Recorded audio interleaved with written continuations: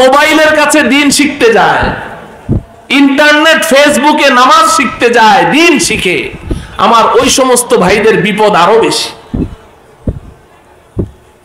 টেলিভিশনে অনেকেই মনে করে যে হুজুর টেলিভিশনে তো সব হুজুররা চান্স পায় না, ওখানে তো বাছাই করা হুজুররা চান্স পায়। হ্যাঁ, বাছাই করা হুজুররাই চান্স পায়। ও আমার প্রিয় ভাই, তবে সেই বাছাইটা আবার ভিন্ন রকমের বাছাই। কারণ হলো, ছোটবেলায় আমরা টেলিভিশন শুনেছি বিটিভি, বাংলাদেশ টেলিভিশন। আলহামদুলিল্লাহ, আল্লাহ পাক আমাদেরকে এমন পরিবারে, এমন পরিবেশে পাঠিয়েছেন যে এই সমস্ত গুনাহের কাছ থেকে আল্লাহ আমাদেরকে অনেক দূরে রেখেছেন। শুনতাম বাংলাদেশ টেলিভিশন, একটাই চ্যানেল। এখন টেলিভিশনের চ্যানেল কি একটা, দুইটা, তিনটা? অসংখ্য অসংখ্য। এই যে পাবলিক চ্যানেলগুলো আছে, এক একটা চ্যানেল, প্রত্যেকটা চ্যানেলের এক একজন করে মালিক আছে না নাই? তো যেই টিভির চ্যানেলের মালিক যিনি, তিনি যেই চিন্তা চেতনা লালন করেন, ভালো করে বুঝেন, টেলিভিশনের যেই চ্যানেলের মালিক যে ওয়াতাবিবা কুলুবিনা ওয়া মাওলানা মুহাম্মাদান আবদুহু ওয়া রাসূলুহু أرسله الله إلى كافة الناس بشيرا ونذيرا وداعيا إلى الله بإذنه وسراجا منيرا أما بعد فقد قال الله تعالى في كلامه المجيد والفرقان الحميد أعوذ بالله من الشيطان الرجيم بسم الله الرحمن الرحيم يوم تبيض وجوه وتسود وجوه فأما الذين اسودت وجوههم أكفرتم بعد إيمانكم فذوقوا العذاب بما كنتم تكفرون وأما الذين ابيضت وجوههم ففي رحمة الله هم فيها خالدون وقال رسول الله صلى الله عليه وسلم إن بني إسرائيل تفرقت على 72 ملة وتفترق أمتي على 73 ملة كلهم في النار إلا ملة واحدة قالوا من هي يا رسول الله قال ما أنا عليه وأصحابي رواه الإمام الترمذي في سننه صدق الله مولانا العظيم وصدق رسوله النبي الكريم ونحن على ذلك من الشاهدين والشاكرين والحمد لله رب العالمين সকলে একবার দুরূদ ইব্রাহিমি পড়ি اللهم صل على محمد وعلى آل محمد كما صليت على إبراهيم وعلى آل إبراهيم إنك حميد مجيد اللهم بارك على محمد وعلى آل محمد كما باركت على إبراهيم وعلى آل إبراهيم إنك حميد مجيد অত্র এলাকার সর্বস্তরের দিন দরদি ইসলাম প্রিয় ভাই বোনদের প্রিয় দ্বীনি শিক্ষা প্রতিষ্ঠান জামিয়া হুসাইনিয়া ইসলামিয়া আরজুল উলুম বেদারটেক মাদ্রাসা এর উদ্যোগে আয়োজিত অধ্যকার বার্ষিক ওয়াজ মাহফিলের সম্মানিত সভাপতি, মঞ্চে উপবিষ্ট হাজরাত উলামায়ে কেরাম, মেহমানানে ইজম, আইম্মায়ে মাসাজিদ ও খুতাবায়ে ইজম, অত্র মাদ্রাসার আজিজ তালেবানে উলুমে নবুয়ত, সামনে উপবিষ্ট আমার অত্যন্ত শ্রদ্ধাভাজন দিনদার পরহেজগার আল্লাহ প্রেমিক রসুল প্রেমিক উলামা প্রেমিক ধর্মপ্রাণ ভাই ও বন্ধুগণ, পর্দার অন্তরালে আমার মাতৃতুল্য ভগ্নিতুল্য মা ও বোনেরা, আমরা যারা আজকের এই মাহফিলে উপস্থিত আছি, প্রতিটি মানুষ আমরা মনে প্রাণে বিশ্বাস করি ও জানি যে বর্তমান আমরা যেই জগতে বসবাস করছি, বাস্তবিক অর্থে আমরা একজনও এই জগতের বাসিন্দা নই। আমাদের আসল ঠিকানা, আসল বাড়ি এই দুনিয়ার জগৎ নয়। কারণ কিছুদিন আগেও তো আমরা এই জগতে ছিলাম না, আবার কিছুদিন পরেও কিন্তু আমরা এই জগতে থাকব না। সঙ্গত কারণেই প্রশ্ন জাগে, যখন ছিলাম না তখন আমি কোথায় ছিলাম, আবার যখন থাকবো না তখন আমি কোথায় যাব? আমার প্রিয় ভাইয়েরা, এখানে আমরা যারা উপস্থিত আছি কমবেশি সকলেই জানি যে আমাদের সকলের আব্বাজান হযরতে আদম আলাইহিস সালাম, আমাদের সকলের আম্মাজান হযরতে হাওয়া আলাইহাস সালাম।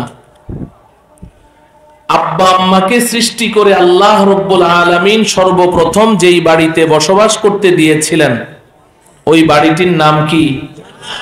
সবাই বলি জান্নাত। আমাদের আব্বা আম্মার বাড়ি ছিল। আর এই দুনিয়ার জগতে আমাদের বাপ দাদার ভিটা বাড়িকে আমরা আসল বাড়ি বলে থাকি, ঠিক কিনা? এই জন্যে ঢাকা শহরে জন্মগ্রহণ করেও, ঢাকা শহরে 40, 50, 60 বছর বসবাস করেও ওই মানুষটাকে যদি জিজ্ঞাসা করেন, ভাই আপনার আসল বাড়ি কই? বলে নোয়াখালী। যদি জিজ্ঞাসা করেন কেন, ঢাকায় জন্ম, ঢাকায় বাড়ি, ঢাকায় ব্যবসা বাণিজ্য, তো আপনি ঢাকাকে আসল বাড়ি না বলে নোয়াখালীকে আসল বাড়ি বলছেন।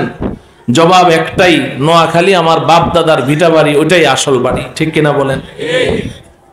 ও আমার প্রিয় মুসলমান ভাইরা, যদি বাপ দাদার ভিটা বাড়ি আসল বাড়ি হয়, তো আমাদের সকলের আব্বা আম্মার বাড়ি যেহেতু জান্নাত, অতএব আমরা নিশ্চিত করে বলতে পারি যে আমাদের একজন ইমানদার মুসলমানের আসল বাড়ি কুমিল্লা, নোয়াখালী, চিটাগাং, বরিশাল, রংপুর, দিনাজপুর, কুড়িগ্রাম হতে পারে না।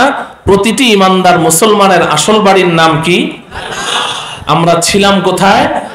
জান্নাতে ছিলাম, জান্নাতে ছিলাম। শুধু আব্বা আম্মা একা ছিলেন না, আমরাও আমাদের আব্বা জানের পিঠের ভেতরে করে আমরাও জান্নাতে ছিলাম। মুফাসসিরিনে কেরাম এটা সুস্পষ্ট ভাবে বলেছেন। কিন্তু আজকে তো আলোচনা করার লোকের অভাব নেই, অনেক বক্তা, লম্বা চওড়া কথা বলার সুযোগ নেই। আমি সংক্ষিপ্ত দুটো কথা আপনাদের সম্মুখে পেশ করতে চাই। তো যেহেতু আব্বা আম্মার বাড়ি জান্নাত, আমরাও ছিলাম জান্নাতে। এখন কি জান্নাতে আছি? কথা বলেন না। বাড়ি থেকে অনেক দূরে আছি, কিন্তু বাড়ি থেকে যে অনেক দূরে পড়ে আছে এটা ঠিক, কিন্তু যেখানে আছি এখানেই কি চিরদিন থাকবো, নাকি আবার জান্নাতে যেতে হবে? আবারও জান্নাতে যেতে হবে। ছিলাম আমরা জান্নাতে, যাবো আমরা জান্নাতে। মাঝে অল্প কিছুদিনের জন্য আল্লাহ রাব্বুল আলামিন আমাদেরকে এই দুনিয়ার জগতে পাঠিয়েছে। আমার প্রিয় ভাইয়েরা, বিশেষ করে আমার যুবক ভাইয়েরা, এই যে দুনিয়ার জগতে আল্লাহ পাক আমাদেরকে পাঠিয়েছেন, উদ্দেশ্য কি? উদ্দেশ্য হলো জান্নাতের বাড়িটা কোনো কারণবশত আমাদের আব্বা আম্মার হাতছাড়া হয়ে গেছে। আর আব্বা আম্মার হাতছাড়া হয়ে যাওয়ার মানে হচ্ছে আমরা তাদের সন্তান, আমাদেরও হাতছাড়া হয়ে গেছে। এখন এই জান্নাতের বাড়ির মালিকানা আবারও ফিরে পেতে কিছু কাগজপত্র, ব্যবস্থাপত্রের প্রয়োজন। এই ব্যবস্থাপত্রগুলো আল্লাহ রাব্বুল আলামিন নিজেই সরবরাহ করবেন।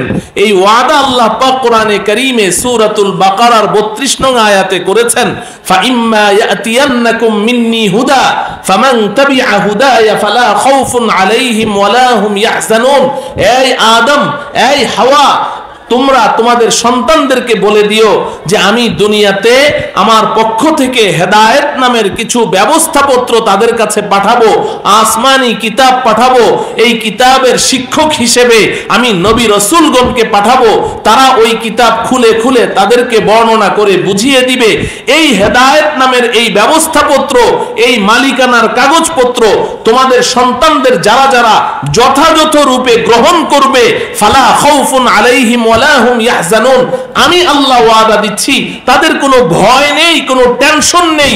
আমি আল্লাহ বলছি, আমি তারা যদি ওই ব্যবস্থাপত্র হাতে নিয়ে হাসরের ময়দানে আমার সামনে উপস্থিত হতে পারে, আমি আল্লাহ আবার তাদের ওই বাপ মার বাড়ি, তাদের পৈতৃক সম্পত্তি, ওই জান্নাত তাদের হাতে আবার ফেরত দিয়ে দিব।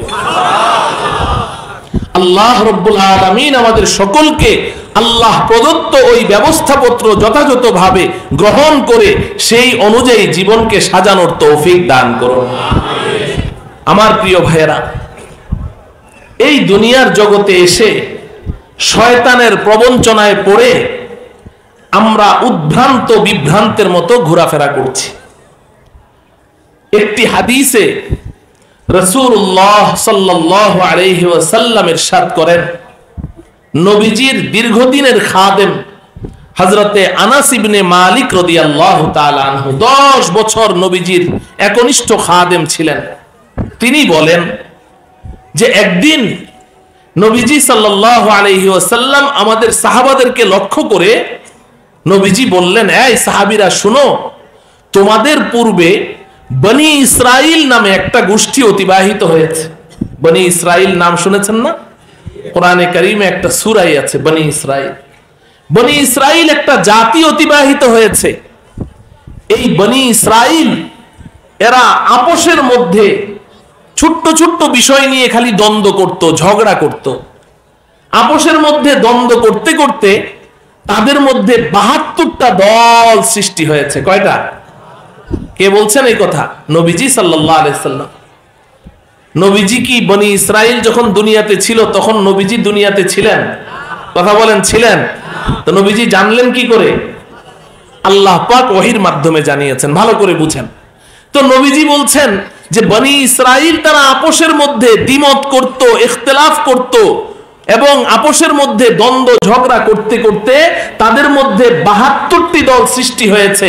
নবীজি বলেন, আমার উম্মতের মধ্যেও এমন একটা সময় আসবে, আমার উম্মতের মধ্যে এমন একটা দুঃসময় আসবে, একটা খারাপ সময় আসবে যে আমার উম্মত তারাও নিজেদের মধ্যে ছোট্ট ছোট্ট বিষয় নিয়ে দ্বন্দ্ব করবে, ঝগড়া করবে, দ্বিমত করবে।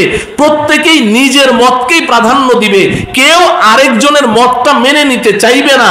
এইভাবে আমার উম্মতের মধ্যেও দল সৃষ্টি হবে, হতে হতে আমার উম্মত 73 দলে বিভক্ত হয়ে যাবে। নাউজুবিল্লাহ পড়েন। বনি ইসরাইলের চেয়ে কম না বেশি? বেশি। নবীজি বলছেন আমার উম্মতের মধ্যে 73টি দল সৃষ্টি হবে।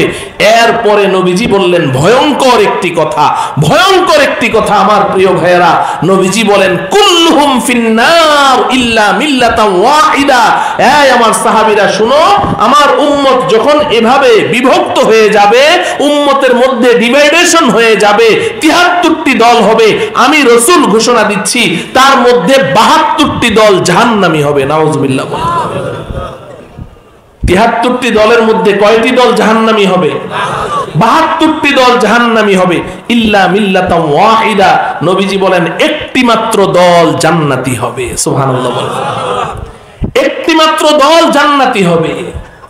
সাহাবায়ে কেরাম নবীজির এই কথা শুনে ভীত সন্ত্রস্ত অবস্থায় নবীজিকে প্রশ্ন করলেন, মান হিয়া ইয়া রাসূলুল্লাহ, ওহে আল্লাহর রাসূল, উম্মত যখন এমন একটা বিভীষিকাময় পরিস্থিতির মধ্যে পড়ে যাবে, উম্মতের মধ্যে যখন এমন ফিতনা ফাসাদ ঢুকে যাবে, উম্মত যখন এমন দল উপদলে বিভক্ত হয়ে যাবে, আর আপনার ভাষ্য মতে মাত্র 72টি দল, 73টি দলের মধ্যে মাত্র একটি দল জান্নাতি হবে, 72টি দল জাহান্নামী হবে, ইয়া রাসূলুল্লাহ আপনি দয়া করে আমাদেরকে ওই যে একটি দল জান্নাতি হবে, ওই নাজাত প্রাপ্ত, মুক্তি প্রাপ্ত ওই জান্নাতি দলের পরিচয়টা আমাদেরকে একটু বলে দেন। আমরা ওই 72 দলের পরিচয় জানতে চাই না, কারণ আমরা তাদের অন্তর্ভুক্ত হতে চাই না।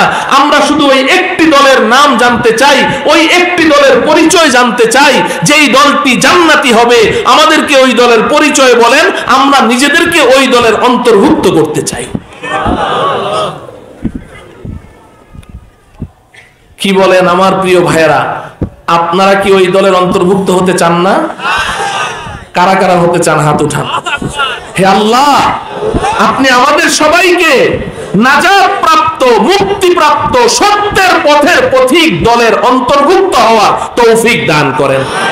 হাত নামান। নবীজি পরিচয় দিয়েছেন, আমি বলছি না, আমার কথা নয়, নবীজি বলেছেন।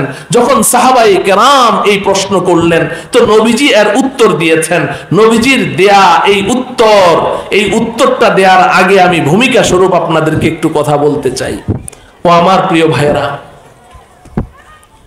এই যে নবীজি ভবিষ্যৎবাণীটা করেছেন না, যে আমার উম্মত 73 দলে বিভক্ত হবে, উম্মতের মধ্যে খালি ঝগড়া হবে, উম্মত বিভিন্ন দল উপদলে ছিন্ন বিচ্ছিন্ন হয়ে যাবে, প্রত্যেকেই শুধু নিজের মতকেই প্রাধান্য দিতে চাইবে, কেউ অন্যকে মানতে চাইবে না।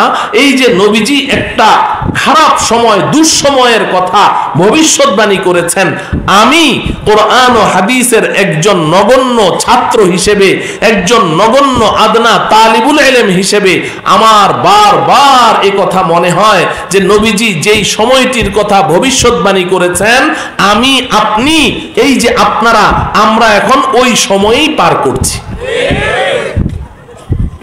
এখন আমরা ওই সময়টি পার করছি। অতএব আপনারা শিক্ষিত মানুষ, বিবেকবান মানুষ, একটু চিন্তা করে দেখুন যে আমাদের বিপদটা কত মারাত্মক। বিশেষ করে আজকে এই ভরা মজলিসে, এই বিশাল মাহফিলে আমি আমার যে সমস্ত দ্বীনদার, আল্লাহ প্রেমিক, রসুল প্রেমিক, ওলামা প্রেমিক, দ্বীনদার জেনারেল শিক্ষিত ভাইদেরকে দেখতে পাচ্ছি, আমার ওই দ্বীনদার জেনারেল শিক্ষিত ভাইদের বিপদটা সবচেয়ে বেশি, সবচেয়ে বেশি। বলবেন কেন? কারণ হলো যাদের কাছে কোরআন ও হাদিসের ইলম আছে তাদের হাতে একটা কষ্টি পাথর আছে। দেখেন, স্বর্ণের ব্যবসায়ী বাজারে যারা স্বর্ণ ব্যবসা করে, সব স্বর্ণ ব্যবসায়ীরা কিন্তু খাঁটি সোনা আর ভেজাল সোনায় পার্থক্য করতে পারে কি না। এদের মধ্যে বিশেষ একটা শ্রেণী আছে, এদেরকে আপনারা বাংলায় বলেন জহুরি, আসলে জাওহারি শব্দ। এই জাওহারি যারা, তাদের দৃষ্টি এত প্রখর যে ওই দৃষ্টিতে দেখে স্বর্ণ হাতে নিয়ে বলে দেয় এটা ভেজাল, হাতে নিয়ে বলে দেয় এটা খাঁটি। এই দৃষ্টি সবার থাকে না, সবাই এই পার্থক্য করতে পারে না। আর এক আছে কষ্টি পাথর, কষ্টি পাথর দিয়ে ঘষা দিলে খাঁটি সোনা আর ভেজাল সোনায় পার্থক্য করা যায়। ও আমার প্রিয় ভাইয়েরা, এখন বর্তমান সময়ে যদি কল্পনা করে দেখুন তো 73টি দল, তাও আবার অমুসলিমদের মধ্যে যারা আছে, নবীজি তাদের কথা বলেন নাই। আপনারা হয়তো মনে করতে পারেন যে হুজুর 73 দলের মধ্যে হিন্দু, বৌদ্ধ, খ্রিস্টান, ইহুদি, নাসারা, অমুসলিম, কাফের, মুশরিক, বেঈমান। না, ওরা না, যারা নিজেদেরকে মুসলিম বলে দাবি করে, যারা সবাই নিজেদেরকে সত্যের পথের পথিক বলে দাবি করে, এদের মধ্যেই 73টি দল। এখন আমাদের যাদের হাতে কোরআন ও হাদিসের কষ্টি পাথর নেই, কোরআন ও হাদিসের গভীর জ্ঞান নেই, আমাদের বিপদটা বেশি। কারণ আমরা বুঝতে পারছি না কে সত্য, কে মিথ্যা, কে হক, কে বাতিল, কার সাথে চলবো, কাকে ত্যাগ করব, আমরা বুঝতে পারছি না, সিদ্ধান্ত নিতে পারছি। এজন্য আমি বলি যে আমার এই দ্বীনদার সাথীরা, আপনারা যারা এই মাহফিলে এসেছেন, যাদের মধ্যে দ্বীন নেই, যারা আখিরাতের চিন্তা করে না, যাদের নামাজ রোজা নেই, দিনদারি নেই, তারা টেনশন ফ্রি, তাদের কোনো চিন্তা নেই। চিন্তা হলো আপনাদের যে একজন খাঁটি মুসলিম হিসেবে, নবী প্রেমিক উম্মত হিসেবে আমি জীবনটা চালাতে চাই, একজন ইমানদার মুসলিম হিসেবে আমি বেঁচে থাকতে চাই, ঈমান নিয়ে মরতে চাই, ঈমান নিয়ে আল্লাহ পাকের দরবারে উপস্থিত হতে চাই। ওই মুসলমানদের বিপদটা আরো বেশি। আমি কার কথা শুনবো, কার কথা শুনবো না, কার সাথে চলবো, কার সাথে চলবো না, আমার জীবন তরির বৈঠাটা আমি কার হাতে ছেড়ে দিব, সিদ্ধান্ত নিতে পারছি না। এর মধ্যে আরো বেশি বিপদে আছে আমার ওই সমস্ত বন্ধুরা যারা টেলিভিশনের কাছে ইসলাম শিখতে যায়, যারা মোবাইলের কাছে দিন শিখতে যায়, ইন্টারনেট ফেসবুকে নামাজ শিখতে যায়, দিন শিখে। আমার ওই সমস্ত ভাইদের বিপদ আরো বেশি। টেলিভিশনে অনেকেই মনে করে যে হুজুর, টেলিভিশনে তো সব হুজুররা চান্স পায় না, ওখানে তো বাছাই করা করা হুজুররা চান্স পায়। হ্যাঁ, বাছাই করা করা হুজুররাই চান্স পায়। ও আমার প্রিয় ভাই, তবে সেই বাছাইটা আবার ভিন্ন রকমের বাছাই। কারণ হলো, ছোটবেলায় আমরা টেলিভিশন শুনেছি বিটিভি, বাংলাদেশ টেলিভিশন। আলহামদুলিল্লাহ, আল্লাহ পাক আমাদেরকে এমন পরিবারে, এমন পরিবেশে পাঠিয়েছেন যে এই সমস্ত গুনাহের কাছ থেকে আল্লাহ আমাদেরকে অনেক দূরে রেখেছেন। শুনতাম বাংলাদেশ টেলিভিশন, একটাই চ্যানেল। এখন টেলিভিশনের চ্যানেল কি একটা, দুইটা, তিনটা? অসংখ্য, অসংখ্য।